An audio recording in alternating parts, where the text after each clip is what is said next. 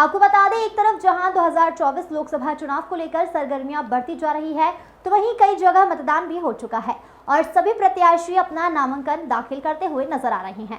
तो वहीं इसी क्रम में देवरिया सदर सीट से इंडिया गठबंधन कांग्रेस के प्रत्याशी, राष्ट्रीय प्रवक्ता व पूर्व विधायक रुद्रपुर अखिलेश प्रताप सिंह ने प्रेस वार्ता कर बताया कि वर्तमान सरकार केवल जुल्मेबाजी कर रही है। युवाओं को गुमराह कर उनसे वोट लेकर उनके भविष्य के साथ खिलवाड़ किया जा रहा है। यह लोग जो भी मंच से वादा करते हैं, कोई भी वादा पूरा नहीं हो पाता है और सरकार एक बार फिर गुमराह कर सरकार बनाना चाहती है। लेकिन जनता इनकी राजनीति को अब समझ चुकी है और इसी राजनीति को और इस बार लोकसभा 2024 के चुनाव में यह 400 पार की बात नहीं कर रहे हैं, यह 400 हार की बात कर रहे हैं। तो इस वक्त हमारे साथ देवरिया से ज्ञानेंद्र नाथ मिश्रा जी साथ हैं। जी बताइए ज्ञानेंद्र जी, क्या कुछ खबर आ रही है? जी, आपको बता दें कि 2024 लोकसभा चुनाव को लेकर जहाँ तैयारियां काफी तेज कर दी गई है, अधिकारियों द्वारा भी मतदान स्थलों का निरीक्षण किया जा रहा है और अधिकारियों को उचित निर्देश भी दिए जा रहा है। सुरक्षा व्यवस्था की बात की जाए तो पुख्ता इंतजाम किए गए हैं और कई कंपनियां जिले बुला ली गई है। कोई प्रत्याशी भी कहीं भी कोई भी कसर नहीं छोड़ना चाहते हैं और जनसंपर्क अभियान में लगे हुए हैं। वही इसी क्रम में आज देवरिया जनपद के इंडिया गठबंधन के प्रत्याशी अखिलेश प्रताप सिंह, जो कि पूर्व विधायक रह चुके हैं और कांग्रेस पार्टी के राष्ट्रीय प्रवक्ता हैं, उन्होंने प्रेस वार्ता करते हुए बताया कि इस बार जनता बदलाव के मूड में है और भारतीय जनता पार्टी जो युवाओं को गुमराह कर रही है और पुनः फिर गुमराह करने की कार्य कर रही है। और पत्रकारों के सवाल पर उन्होंने कहा कि ये 400 पार की नहीं, ये 400 हार की बात कर रहे हैं और इस बार की जनता इस बार के चुनाव में इन्हें सबक सिखाने जा रही है। जी धन्यवाद आपका हमसे जुड़ने के लिए और हमें तमाम जानकारी देने के लिए। बीजेपी के 10 वर्ष के कुशासन में त्रस्त हो गई। हर नौजवान बेरोजगार पे बेरोजगार होता जा रहा है। 10 वर्षों में किसी भी नौजवान की सरकारी नौकरी नहीं। केंद्र सरकार में 30 लाख सरकारी पद खाली, यूपी सरकार में लाखों सरकारी पद खाली। पिछले 8 वर्षों में यूपी सरकार ने सरकारी पद के भर्तियों के लिए लगभग 19-20 परीक्षाएं कराई और सब परीक्षाएं लीक हुई। क्यों क्रूर मजाक किया जा रहा हमारे देश प्रदेश के देवरिया के नौजवानों के साथ?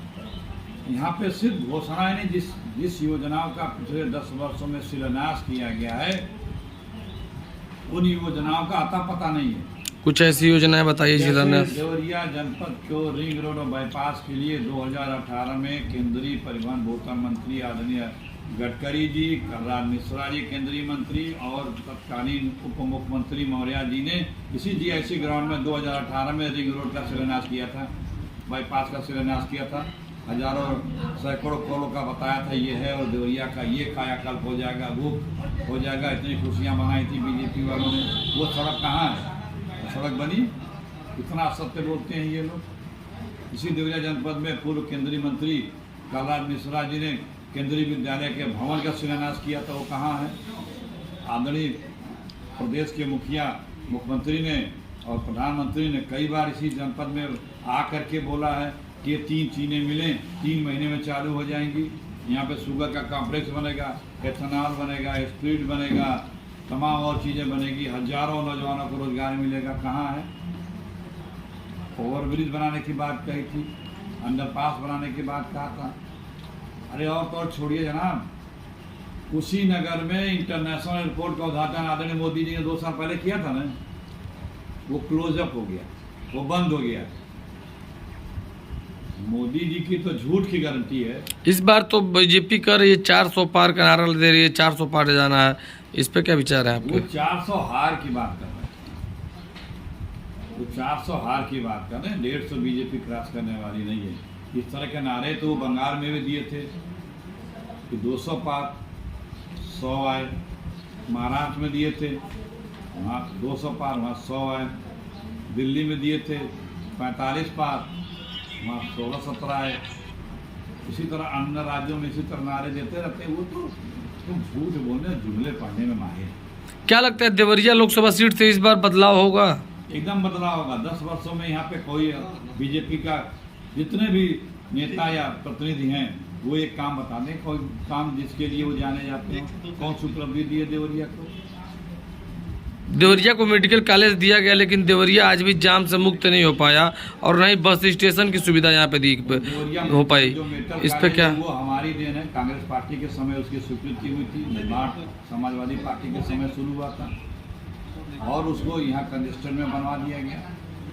दूसरी बात, यहाँ के जाम की समस्या से निराकरण के लिए प्रदेश की सरकार के मुखिया ने, योगी जी ने कहा था कि हम यहाँ फ्लाईओवर बनवाएंगे, वो कहाँ है?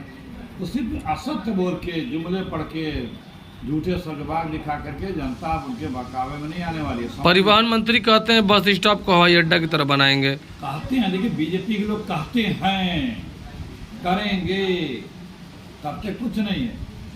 कितने दिन में बनेगा बस अड्डा? तो ये आज वहाँ पानी लग जाता है, एक बिल्डिंग नहीं है बस स्टैंड की। सिर्फ झूठ बोलना। इतने बड़े बड़े जिम्मेदारी के पद पे बैठे, संवैधानिक पदों पे बैठे लोग देवरिया जिले में जिन सड़कों का, जिन परियोजना का शिलान्यास करके चले गए, 8-8, 10-10, 7-7 साल, 6-6 साल हो जा रहे हैं, उसका था पता नहीं है। कौन इन पे विश्वास करेगा? अब इनके चली चला का बेला है, इनकी छुट्टी तय है।